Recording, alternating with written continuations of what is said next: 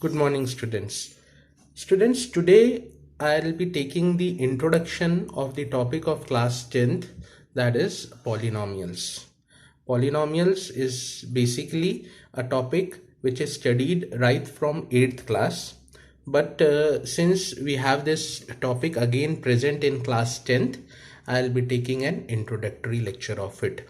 What are polynomials and how polynomials work? Polynomials क्या होते हैं और पॉलिनोमियल्स कैसे काम करते हैं, हम उसको सबसे पहले देखते हैं. पॉलिनोमियल्स ये जो वर्ड है ये बहुत बाद में आने वाला वर्ड है. मैथमेटिक्स में पॉलिनोमियल्स के पहले जो वर्ड बनकर आया उसको हम कहते थे एल्जेब्रिक एक्सप्रेशन. ये मैथमेटिक्स में आने वाला सबसे पहला वर्ड है एल्जेब्रिक एक्सप्रेशन. हमने इससे पहले कई बार ये नाम सुना है एल्जेब्रिक एक्सप्रेशन. एल्जेब्रिक एक्सप्रेशन किसको कहते हैं? एल्जेब्रिक एक्सप्रेशन मैथमेटिक्स का एक ऐसा एक्सप्रेशन है या इक्वेशन है जिसमें हमें वेरिएबल्स दिखाई देते हैं और कांस्टेंट्स दिखाई देते हैं. जैसे अगर मैं आपके सामने 4x + 3y = 7 लिख दूं तो ये एक इक्वेशन मैंने लिखी हुई है जिसमें मुझे वेरिएबल्स दिखाई दे रहे हैं, कांस्टेंट दिखाई दे रहा है और वेरिएबल्स के कोफिशिएंट्स भी दिखाई दे रहे हैं. ये 3y का कोफिशिएंट है, 4x का कोफिशिएंट है.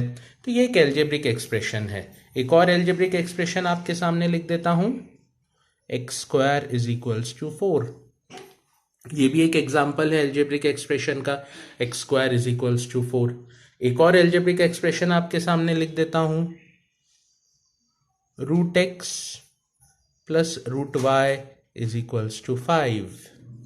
ये एक और एल्जेब्रिक एक्सप्रेशन मैंने आपके सामने लिखा, √x + √y = 5. मतलब मैंने अभी आपके सामने 3 एल्जेब्रिक एक्सप्रेशंस लिखे. ये फर्स्ट, सेकेंड, थर्ड, ये तीनों एल्जेब्रिक एक्सप्रेशंस कहलाते हैं. एल्जेब्रिक एक्सप्रेशन क्या होता है? एल्जेब्रिक एक्सप्रेशंस सिर्फ एक तरीके की इक्वेशन होती है मैथमेटिक्स में, ऐसी इक्वेशन जिसमें आपको एक तरफ वेरिएबल्स दिखाई देते हैं, जैसे यहाँ दिखाई दे रहे हैं, यहाँ दिखाई दे रहा है, यहाँ दिखाई दे रहा है, और दूसरी तरफ आपको कांस्टेंट नंबर्स दिखाई देते हैं, जैसे ये 7 कांस्टेंट है, 4 कांस्टेंट है, यहाँ 5 कांस्टेंट है. और कई बार वेरिएबल्स के सामने उनके कोफिशिएंट्स भी लिखे रहते हैं, जैसे यहाँ और यहाँ लिखा है. यहाँ तो कुछ नहीं, 1 ही है कोफिशिएंट x² का, और यहाँ √x और √y का कोफिशिएंट 1 1 है. मतलब अलजेब्रिक एक्सप्रेशंस, पॉलिनोमियल जो चैप्टर है इसकी शुरुआत अलजेब्रिक एक्सप्रेशन से होती है. दुनिया का हर polynomial, every polynomial is an algebraic expression. दुनिया का हर पॉलिनोमियल एक अलजेब्रिक एक्सप्रेशन है, लेकिन दुनिया का हर एल्जेब्रिक एक्सप्रेशन पॉलिनोमियल नहीं है. एल्जेब्रिक एक्सप्रेशन को अगर पॉलिनोमियल में कन्वर्ट होना है तो उसमें कुछ कैरेक्टरिस्टिक्स दिखाई देनी चाहिए, तभी एल्जेब्रिक एक्सप्रेशन पॉलिनोमियल वापस बन सकता है. अब वो क्या कैरेक्टरिस्टिक्स हैं वो मैं आपसे बात करता हूं. अभी ये जो 3 एग्जाम्पल्स मैंने आपके सामने लिखे, फर्स्ट, सेकेंड और थर्ड, ये तीनों एल्जेब्रिक एक्सप्रेशंस हैं. कोई भी एल्जेब्रिक एक्सप्रेशन मैथमेटिक्स में इक्वेशन जो लिखी रहती है वो एल्जेब्रिक एक्सप्रेशन ही कहलाती है. लेकिन पॉलिनोमियल कहलाने के लिए शर्त ये रहती है कि उस एल्जेब्रिक एक्सप्रेशन में जो भी वेरिएबल्स प्रेजेंट हैं उनकी पावर हमेशा नॉन नेगेटिव इंटीजर होनी चाहिए. ये बात बहुत ज़रूरी है कि अलजेब्रिक एक्सप्रेशंस की पावर, अलजेब्रिक एक्सप्रेशन में, अब किसी भी अलजेब्रिक एक्सप्रेशन को अगर पॉलिनोमियल में कन्वर्ट होना है तो उसमें ये बात होना बहुत ज़रूरी है कि जो वेरिएबल प्रेजेंट है, प्रेजेंट वेरिएबल की जो पावर है, यानी ये जो वैल्यू यहाँ आती है पावर में, that power should always be a non-negative integer. है ना, वो पावर हमेशा नॉन नेगेटिव इंटीजर है। तो हम एक एक एक्सप्रेशन को देखते हैं। पहले ये एक्सप्रेशन को देखते हैं। x की पावर है 1, यहाँ पे x की पावर है 1। क्या 1 एक नॉन नेगेटिव इंटीजर है? हाँ है। दूसरा यहाँ वेरिएबल प्रेजेंट था y की पावर भी 1 है। क्या 1 एक नॉन नेगेटिव इंटीजर है? हाँ है। तो ये एक्सप्रेशन एक पॉलिनॉमियल है। ये एक्सप्रेशन एक पॉलिनॉमियल है। दूसरे टाइप का एक्सप्रेशन देखते हैं। X square is equals to 4। तो यहां x की पावर है 2। क्या 2 एक नॉन नेगेटिव इंटीजर है? हाँ है। तो ये भी एक पॉलिनॉमियल है। अब ये वाला एक्सप्रेशन देखते हैं। Root x plus root y. यहां x की पावर्स को अगर आप ध्यान से देखें तो यहां x की पावर को ऐसा लिखा जा सकता है, x की पावर 1/2, ये आपने 9th क्लास में सीखा होगा, प्लस y की पावर 1/2 इज इक्वल टू 5। क्या इस चीज को ऐसा लिखा जा सकता है, x की पावर 1/2 प्लस y की पावर 1/2 इज इक्वल्स टू 5? तो ये अलजेब्रिक एक्सप्रेशन भी पॉलिनॉमियल है क्या? This algebraic expression is not a polynomial. ये अलजेब्रिक एक्सप्रेशन पॉलिनॉमियल नहीं है। क्यों नहीं है? क्योंकि यहां वेरिएबल की पावर देखिए 1/2। क्या 1/2 एक इंटीजर है? नहीं, 1/2 एक रैशनल नंबर है। y की पावर देखिए 1/2, ये सब एक रैशनल नंबर्स है। मैंने क्या बताया, जो वेरिएबल प्रेजेंट है उनकी पावर नॉन नेगेटिव इंटीजर होनी चाहिए, और यहां पे x और y की पावर रैशनल नंबर्स है। इस कारण से ये अलजेब्रिक एक्सप्रेशन, ये पूरा का पूरा अलजेब्रिक एक्सप्रेशन पॉलिनॉमियल नहीं है। तो सबसे पहली बात तो यही समझ में आना चाहिए कि अलजेब्रिक एक्सप्रेशन पॉलिनॉमियल कब बनता है। हमेशा ये बात ध्यान रखिएगा, अलजेब्रिक एक्सप्रेशन को पॉलिनॉमियल बनाने के लिए उसको क्वालिफाई करने की जरूरत है। और क्वालिफाइंग क्राइटेरिया क्या है कि जो भी अलजेब्रिक एक्सप्रेशन लिखा है उसकी पावर में नॉन नेगेटिव इंटीजर होना चाहिए। लेकिन अगर पावर में किसी भी तरीके से मतलब एक रैशनल नंबर या नेगेटिव इंटीजर आ रहा है तो वो अलजेब्रिक एक्सप्रेशन पॉलिनॉमियल नहीं कहलाता। अब पॉलिनॉमियल की बात हो गई, तो पॉलिनॉमियल कैसे क्लासिफिकेशन करते हैं पॉलिनॉमियल्स का, अब उस बात पे हम अपना ध्यान लगाते हैं। पॉलिनॉमियल्स का क्लासिफिकेशन दो बातों पे बेसिस पे होता है। पहले कि पॉलिनॉमियल्स में टर्म्स कितनी है, और दूसरा उसका डिग्री या ऑर्डर क्या है। फॉर एग्जाम्पल अगर मैं आपसे बोलूं, मैंने आपके सामने एक लिखा 4x², ये मैंने आपके सामने एक एल्जेब्रिक एक्सप्रेशन लिखा है। यहाँ आपने एल्जेब्रिक एक्सप्रेशन में x की पावर देख ली, हाँ एक नॉन नेगेटिव इंटीजर है, तो ये पूरा का पूरा एल्जेब्रिक एक्सप्रेशन पॉलिनॉमियल होगा।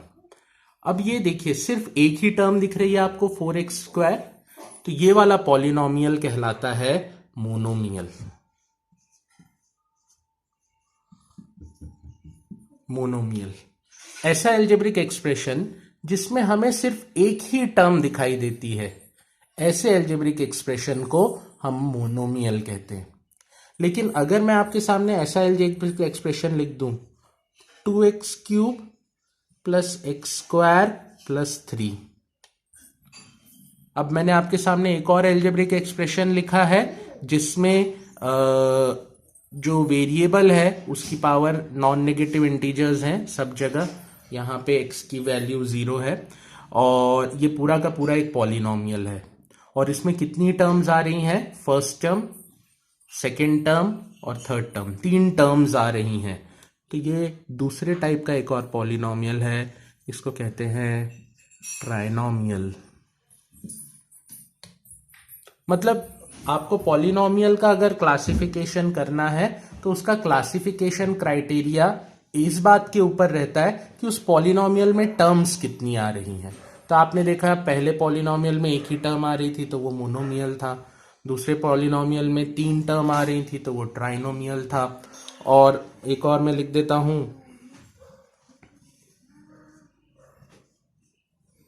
एक और लिखा है, तो ये वाला पॉलिनोमियल कहलाता है बाइनोमियल। ये वाला पॉलिनोमियल कहलाता है बाइनोमियल। तो पॉलिनोमियल का पहला क्राइटेरिया जो रहता है, it depends upon numbers of terms present in the polynomial. Polynomial में कितनी टर्म्स प्रेजेंट हैं। अगर एक ही टर्म प्रेजेंट है तो उसको हम कहते हैं मोनोमियल। अगर 3 टर्म्स प्रेजेंट है तो ट्राइनोमियल, और अगर 2 ही टर्म्स प्रेजेंट है तो बाइनोमियल। ये जो क्लासिफिकेशन ऑफ बाइनोमियल पॉलिनोमियल्स था, इसका क्राइटेरिया क्या था क्लासिफिकेशन का? सिर्फ इस बात पे ये बेस करता था कि हमारे पॉलिनोमियल में कितने टर्म्स प्रेजेंट हैं। अब मैं आपके सामने दूसरा क्लासिफिकेशन क्राइटेरिया देख रहा हूं, जिसको हम कहते हैं डिग्री या ऑर्डर ऑफ पॉलिनोमियल। जो दूसरा क्लासिफिकेशन क्राइटेरिया रहता है, इसको कहते हैं डिग्री और ऑर्डर ऑफ पॉलिनोमियल। अब इसके अंदर क्या रहता है, किस चीज को कहते हैं पॉलिनोमियल की डिग्री या order? It is one and the same thing, इन दोनों में कोई फर्क नहीं है। आप उसको डिग्री बोल लो या आप उसको ऑर्डर बोलो, दोनों एक ही बात है। तो अब देखिए कैसे करते हैं डिग्री और order of a polynomial defined. For suppose, अगर आपके सामने ऐसा एक पॉलिनोमियल लिखा है,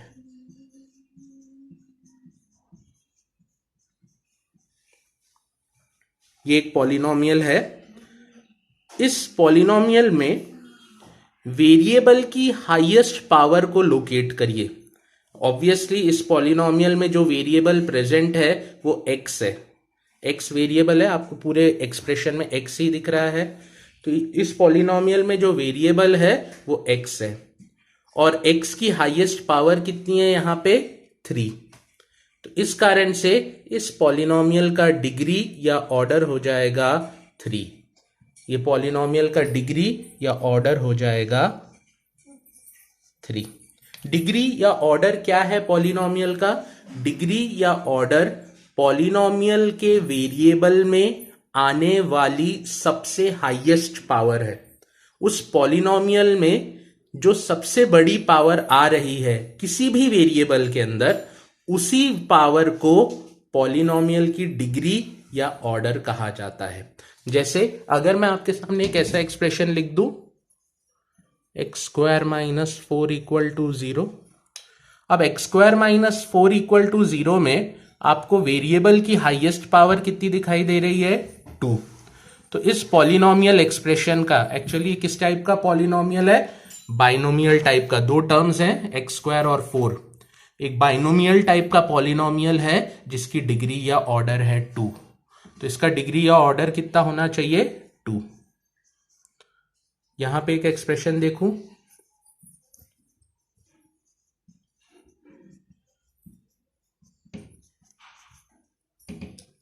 ये एक और एक्सप्रेशन मैंने आपके सामने लिखा है।